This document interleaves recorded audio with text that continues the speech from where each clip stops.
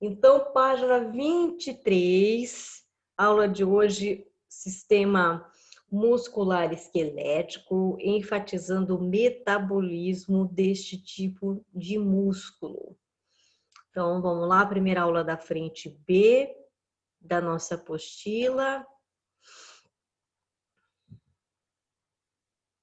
Aqui. Muito bem.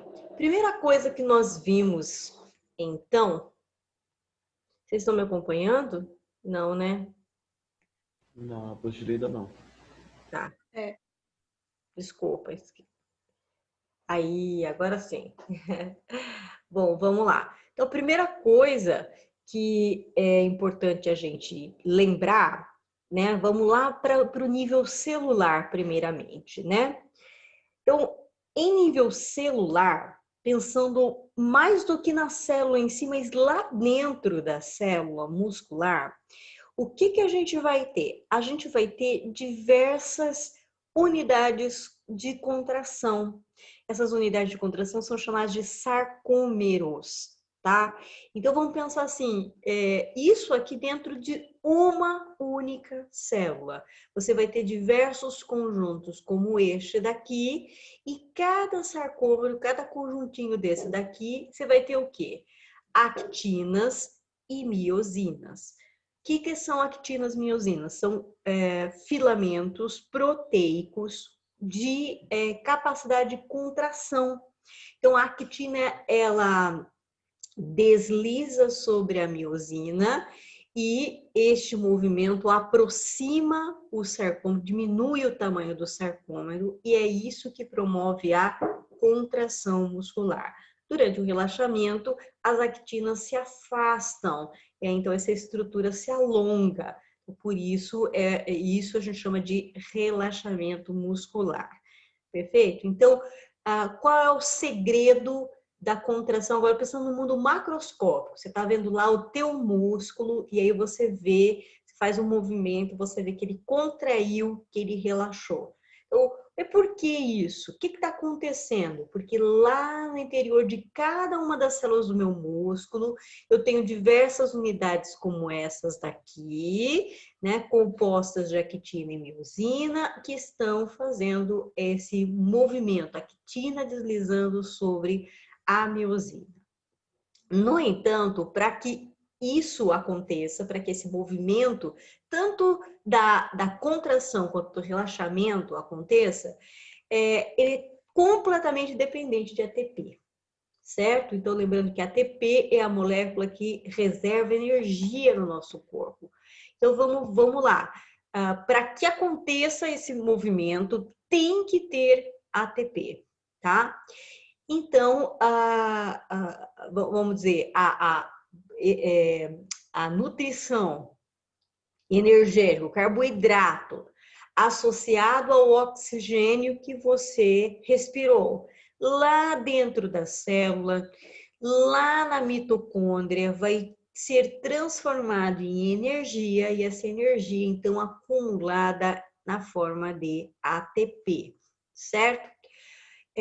Eventualmente, né, a atividade aqui dessas unidades, né, elas podem se dar em meio anaeróbico. Às vezes pode faltar oxigênio para o processo.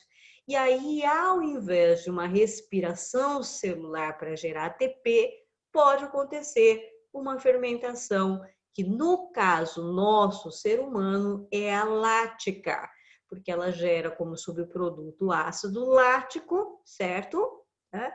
E é o grande responsável pela dor muscular. Então, vamos ver se a gente entendeu direitinho. Para que ocorra a contração, ou seja, a aproximação das actinas, e o relaxamento, o afastamento das actinas, é preciso energia, ATP. De onde mesmo vem este ATP? Lá da mitocôndria, do processo de respiração celular, que usa glicose e oxigênio e gera 38 unidades de ATP. Eventualmente, né, falta o oxigênio no sentido de que o oxigênio, a atividade que você está realizando é tão intensa para você que todo o oxigênio que você consegue inalar ainda não é suficiente para gerar a energia necessária.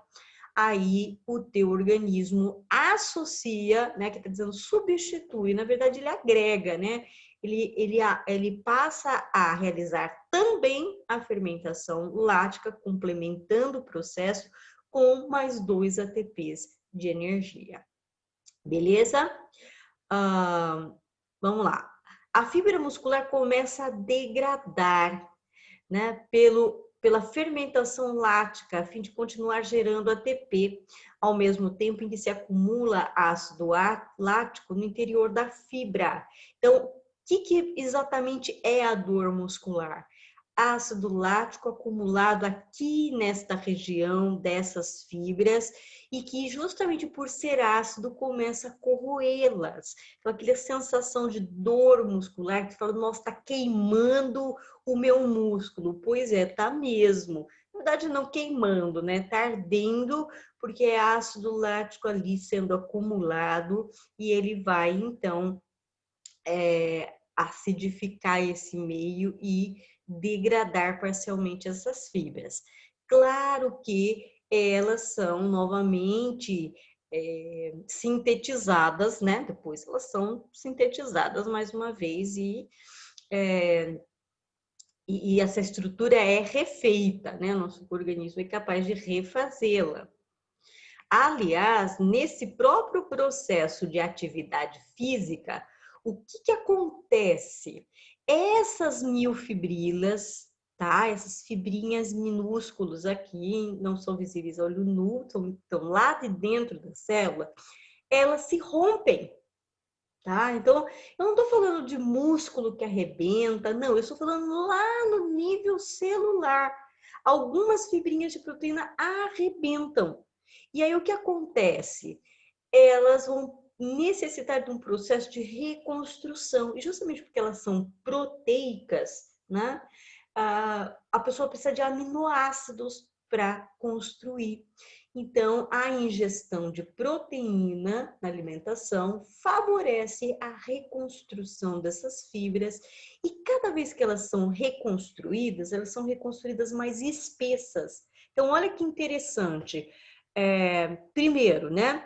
A fibra quando a pessoa ganha massa muscular, ela está ganhando maior quantidade dessas unidades de fibra? Não, a quantidade permanece exatamente a mesma. O que acontece é que as fibras de cada unidade vão se tornando mais espessas, mais robustas, porque a cada vez que elas são reconstruídas então de forma mais espessa. Certo? Então, é isso que leva ao aumento da massa muscular. Então, lá no nível microscópio, né, isso que está acontecendo para que o cara ganhe massa muscular. Ok, vamos lá, o que mais que interessa para a gente aqui, tá? Aqui ele lembra um pouquinho esse processo, né? O ATP, o ADP, a molécula que armazena energia, se tornando ATP. Né? O que mais que nós temos aqui relembrando o processo? O mecanismo aeróbico, né? Respiração aeróbica, então tem lá a glicose, passa pela fase da glicólise, dela se torna ácido pirúvico, o ácido pirúvico entra no ciclo de Krebs, né? E aí o ciclo de Krebs se conclui com a etapa da respiração, da cadeia respiratória, então aqui está relembrando um pouquinho esse processo, né? Olha só. Lembrando também que a gente enfatiza muito que a fonte de energia para a mitocôndria é a glicose, porque de fato é a fonte primária de energia, tá certo? Mas a gente não pode esquecer que gorduras também podem ser metabolizadas em energia, ou que até mesmo proteínas podem ser metabolizadas em energia. Onde isso entraria, Sheila? Onde que o ácido graxo, que é a gordura, o aminoácido, que faz parte da proteína, entraria na mitocôndria para gerar energia, tá? Ele entraria no ciclo de Krebs, tá certo? Então, veja só, vamos lembrar aqui. A glicose, ela passa por aquela etapa chamada glicólise, se torna ácido pirúvico. E aí, antes de entrar na mitocôndria, o ácido pirúvico, ele se torna acetil-CoA. Mas veja bem, o ácido pirúvico pode se tornar acetil-CoA e entra no ciclo de Krebs, assim como o ácido graxo e o aminoácido podem também se tornar uma acetil-CoA e entrar no ciclo de Krebs. Então, aqui é só para a gente lembrar isso aqui. Então, claro que existem prioridades, né? Então, a mitocôndria prioriza o uso de glicose para gerar energia. Quando é que ela vai começar a usar gordura? Quando o nível, a concentração de glicose já se tornou baixa, acabou o reservatório, então ele vai para gordura. Por isso que uma pessoa que quer emagrecer não pode fazer uma atividade. Eu faço atividade física uma vez por semana, né? Ou eu faço atividade física todo dia, 20 minutos. Não vai emagrecer, porque você precisa de uma atividade mais intensa, de no mínimo 40 minutos para mais, né? Porque é o tempo em que o teu organismo vai esgotando as tuas reservas de glicose e começa a metabolizar a gordura acumulada, entende? Então, então, quer dizer, existe uma prioridade, né? O nosso corpo primeiro utiliza a glicose, depois, quando o reservatório de glicose baixou demais, aí é que ele vai usar a gordura acumulada. E geralmente para por aí, né? Mas, num caso mais extremo, ele pode sim utilizar proteína para gerar energia. Não deve, sempre ressalto isso, que não deve, porque a proteína tem um papel importantíssimo na construção de moléculas, na construção de todo o nosso corpo. Então, óbvio que se eu estou usando a proteína para gerar energia, alguma coisa da construção do meu corpo vai ficar prejudicada. Por exemplo, crianças que estão em estado extremo de desnutrição. Aí elas muitas vezes estão usando proteína, né, do corpo para gerar energia, para se manter vivo. O que acontece? O cabelo cai, né? Porque não tem proteína para formar cabelo. Unha fraca. O que não significa, nossa, o meu cabelo sempre está caindo, a minha unha sempre que está quebrando, quer dizer que está faltando proteína? Para você, não necessariamente, tá? Eu estou falando de uma condição extrema, de uma criança subnutrida, né? Você acaricia a cabecinha dela, cai todo o cabelo, tá ficando careca. Quer dizer, tá num estado extremo de esgotamento de proteína, tá certo? Mas aqui eu também quero ressaltar, porque teve há uns 3 anos atrás, a Unicamp resolveu botar uma questão na segunda fase, que era uma questão de cadeia alimentar, que deu o que falar. Porque, primeiro, que ela incluiu nessa cadeia um organismo meio assim, meio inusitado, meio diferente, né? Ela colocou a formiga e a formiga, né? O que acontece com a formiga? Muitas formigas elas coletam folhas e levam para o ninho. Só que tem gente que acha que ela vai comer a folha. A formiga é herbívoro, come folha. Na verdade, não. Olha que loucura. A formiga leva a folha para o ninho, aí a folha apodrece, aí cresce fungo em cima da folha e a formiga come fungo. Então, é uma cadeia alimentar bem diferente, tá? Então, tem que ter cuidado aí, porque a formiga não está comendo a folha. Então, quem colocou a formiga comendo a folha já errou, né? E a formiga come um fungo, que na verdade fungos atuam como decompositores, mas na verdade aqui está atuando como alimento, né, da formiga. Enfim, onde eu quero chegar? E isso era a letra A de uma questão, mas a letra B da questão falava sobre se o tamanduá come formiga, né? E a formiga é uma fonte de proteína, né? E ele queria saber se a proteína poderia gerar energia. E aí muita gente ficou aí meio perdida, tá? Foi uma questão que deu bastante erro, em um índice de erro alto, porque muita gente considerou que a proteína não poderia gerar energia. Porque, e aí eu até assumo que pode ser um pouquinho de culpa nossa, professores, né? Porque a gente diz tanto para o aluno, a gente fala tanto na cabeça do aluno, gente, proteína pode, mas não deve. Proteína pode gerar energia, mas não deve.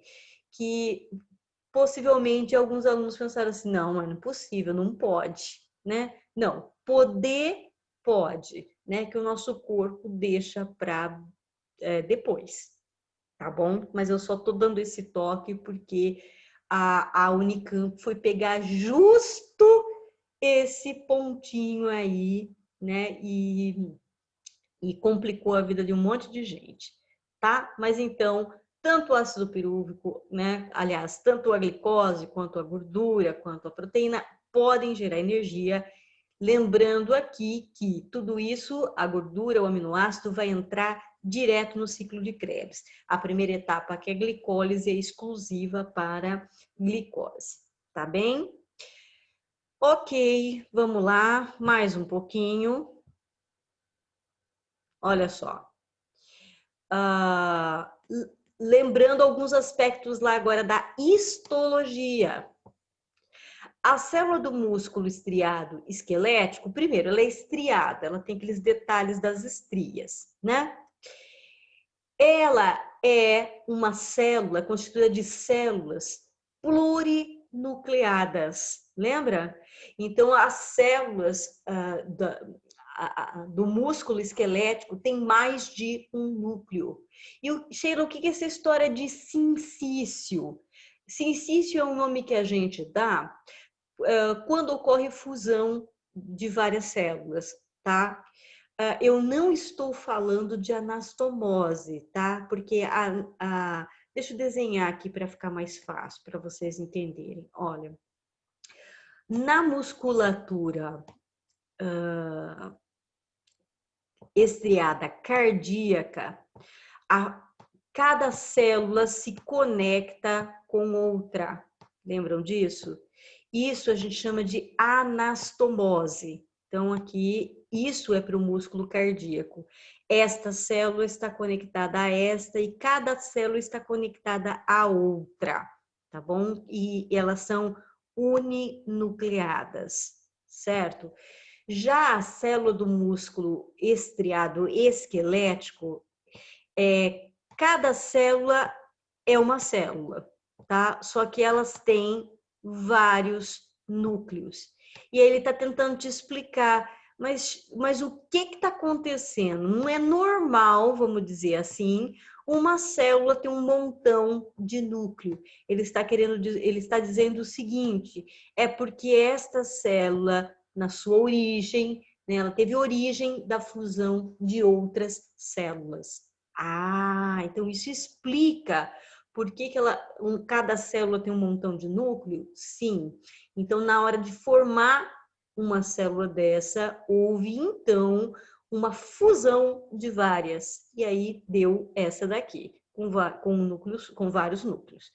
Tá bom? Então, só para lembrar, a célula do músculo esquelético, ela é polinucleada, e aqui ele só está explicando de onde veio esse montão de núcleo.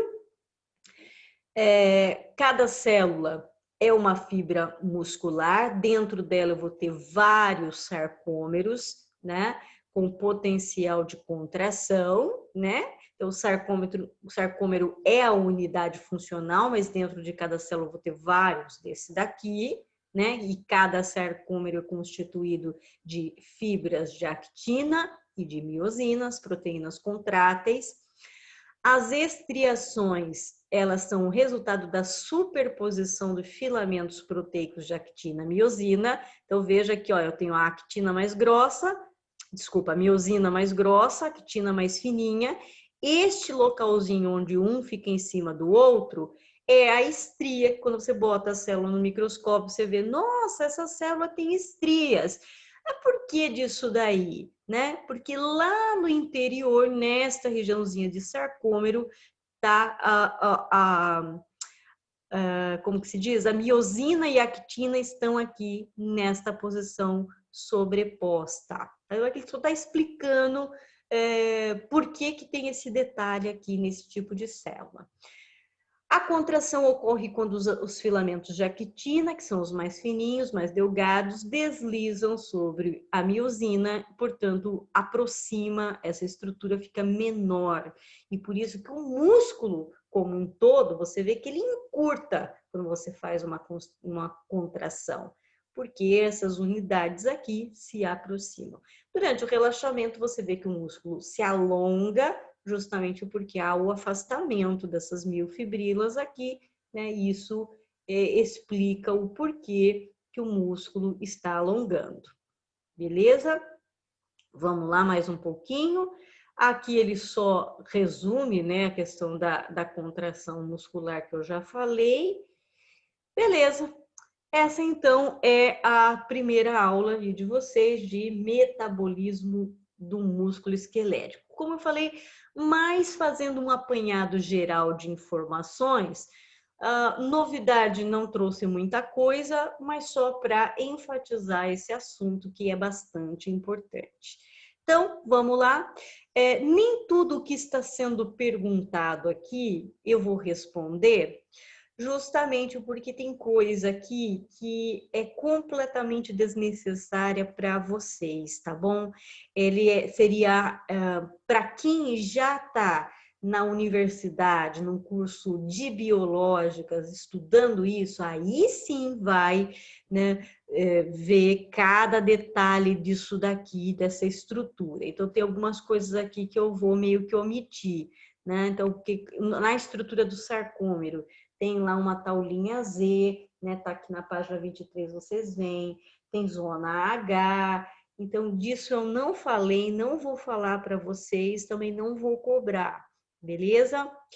Vamos lá, então, né? Para o que importa. Ele quer saber o que é A, né? Diz para mim aí o que é A na figura. O que está aparecendo a letra A?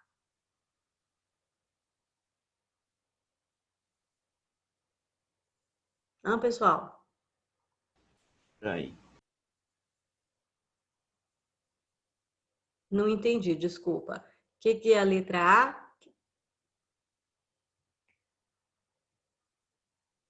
Aqui, ó. Dá uma olhada aqui. Essas bolotinhas aqui representam o quê? Os núcleos. Olha lá. Não tô falando que a célula é polinucleada. Olha, isso aqui é uma célula. 1, 2, 3, 4, 5 núcleos numa única célula. Tá? Então, letra A representa os núcleos. Letra B, o que é? É a própria célula muscular que, aqui particularmente, nesse contexto, a gente costuma chamar de fibra muscular, tá?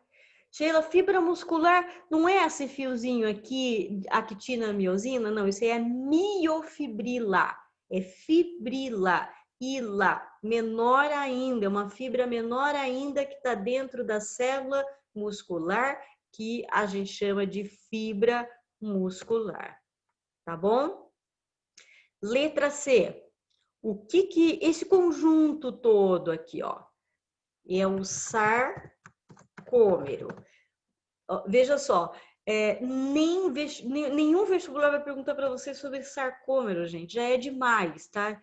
Já estou indo para um nível mais avançado, mais universitário até, beleza? O que é D e o que é E? D representa os filamentos mais fininhos, este sim você precisa saber. D representa a actina E o E, que é o filamento mais delgado, representa a miosina.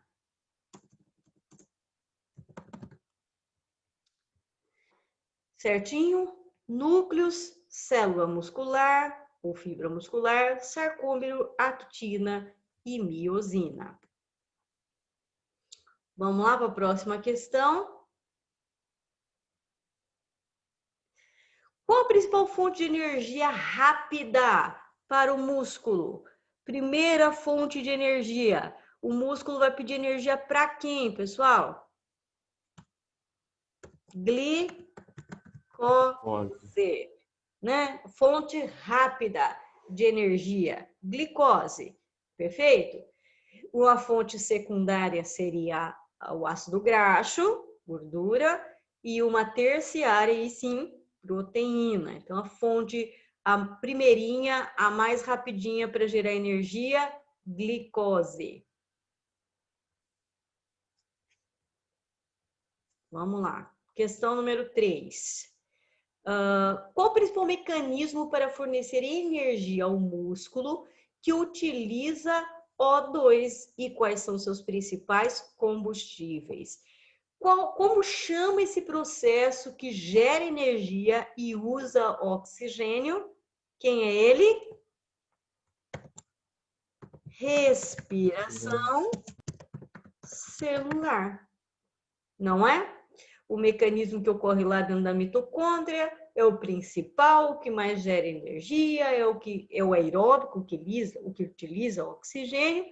Quais seus principais combustíveis? Bom, vamos colocar em ordem de uso, né? Então, primeiramente, glicose, num segundo momento, ácido graxo. O ácido graxo, pessoal, é a menor unidade da gordura, mas em último caso você coloca lipídio, tudo bem para você, aceitável, tá bom? E em último lugar, aminoácidos. Se você não lembrar da unidade que é o aminoácido, colocar proteína, tudo bem também. É que neste nível que é celular, não vai ter uma proteína inteira lá dentro da célula para ser usada, né? Então tem que estar no nível de aminoácidos. Mas se você falar que usa proteína, também, assim como lipídio, é aceitável para a fase, para o nível de vocês de ensino médio, tá super aceitável. Ok, vamos lá, última questão. Por que o mecanismo aeróbico produz dor muscular? Porque ele gera como resíduo o quê? Ácido lático, que degrada as miofibrilas. Certo? É um ácido, fica ali corroendo essas miofibrilas. Lembrando, tá, pessoal, que essa dor muscular, ela não é só gerada quando a gente faz uma atividade física muito intensa, exagera um pouco na dose, né? E não é só nessa situação que a gente produz ácido lático. Por exemplo, quando você está estressado demais, né? Então, uma pessoa sedentária pode ficar nessa condição, porque ela está muito tempo numa única posição, isso estressa o músculo gera, aliás, gera energia por mecanismo anaeróbico, gera ácido lático. Aí você fala assim, nossa, eu fiquei lá fazendo simulado 4 horas seguidas na mesma posição. A hora que eu levantei, nossa, meu pescoço estava tudo dolorido, tudo rígido. Ácido lático acumulado. Por quê? Porque você estressou o seu músculo e aí ele não deu conta de gerar energia para se manter tanto tempo na mesma posição. Ácido lático. Então, todo estresse, toda aquela dor muscular que muitas vezes você apalpa aqui a região do pescoço, fala, nossa, tá tudo dolorido essa região do meu ombro, do meu pescoço aqui. O que é isso? Acúmulo de ácido lático. E notem que quando massageia, alivia. Por quê? Agora eu vou fazer uma ponte com o que a gente aprendeu lá na fisiologia, tá? Massageou essa região, você drena certo? O ácido lático acumulado para onde? Para o vaso linfático, para a circulação linfática. Lembra que a circulação linfática é aquela que corre em paralelo com a sanguínea e é aquela que está levando aquele resto de plasma que caiu lá no nível de capilar, né? Eu costumo brincar que a circulação linfática é como se fosse a rede de esgoto do nosso corpo, né? Então, quando você massageia essa região ou quando você alonga, você sente, nossa, que alívio! Aquela dor que eu tava sumiu. O que aconteceu? O ácido lático acumulado foi drenado para o sistema linfático. E aí você pode ficar tranquilo, porque ele vai ser depurado, ele vai ser degradado, ele vai ser removido do teu organismo. Por isso que eu digo assim, né? Às vezes a pessoa fala assim, nossa, fui na academia, voltei arrebentado, tô morrendo de dor e acho que eu nem vou hoje de novo, né? Eu falo assim, não, vai sim. Nossa, mas tô com muita dor, eu acho que eu não vou aguentar. Vai, porque se você fizer de novo a atividade, melhora a dor. Por quê? Porque você vai se movimentar. Movimentou, você drenou o ácido lático acumulado para a circulação linfática. Por isso que fazer mais atividade física ajuda a melhorar a dor muscular, né? Claro que às vezes a gente está num nível que a gente não consegue, né? Eu falei, não, acho que eu vou dar um descanso de um dia. Tudo bem, tudo bem. Mas o fato é que realizar mais atividade física colabora com a redução da dor muscular. Belezinha, pessoal? Eu não vou deixar a atividade complementar desta parte, porque ela é completamente revisão. Vamos dizer, uma aula um pouco complementar e de revisão para vocês. Então, não vou deixar nenhuma atividade além daquelas que já foram aí trabalhadas nesta aula, tá bom? Então, vou seguir para a página 26. O assunto agora em genética é mutações. Então, como eu tenho aí um tempo um pouquinho restrito, eu vou começar, vou fazer uma introdução ao assunto, tá bom? Aliás, eu acho que eu vou fazer diferente. Eu acho que eu já vou pegar o Planeta Bio, porque o Planeta Bio tem um slide de introdução fantástico. Então, eu acho que eu vou para ele já direto. Cadê aqui? Não tem em genética? Eu sei que em algum ícone dele aqui, será que é em citologia mesmo? Caramba!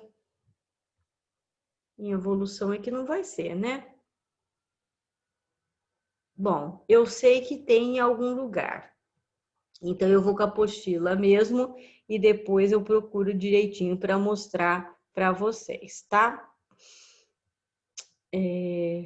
Deixa eu só ver se eu estou aqui na apostila.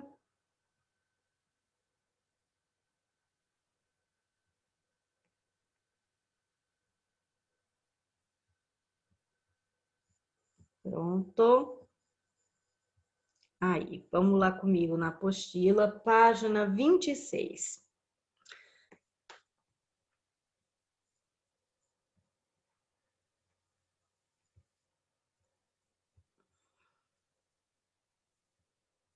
Pessoal, estão visualizando aqui a página 26 comigo? Sim, aham. Ah, tá. Porque parece que tá meio estranho aqui, me parece que tá minimizado aqui, eu não tô vendo nada. Não tô vendo vocês. As janelinhas.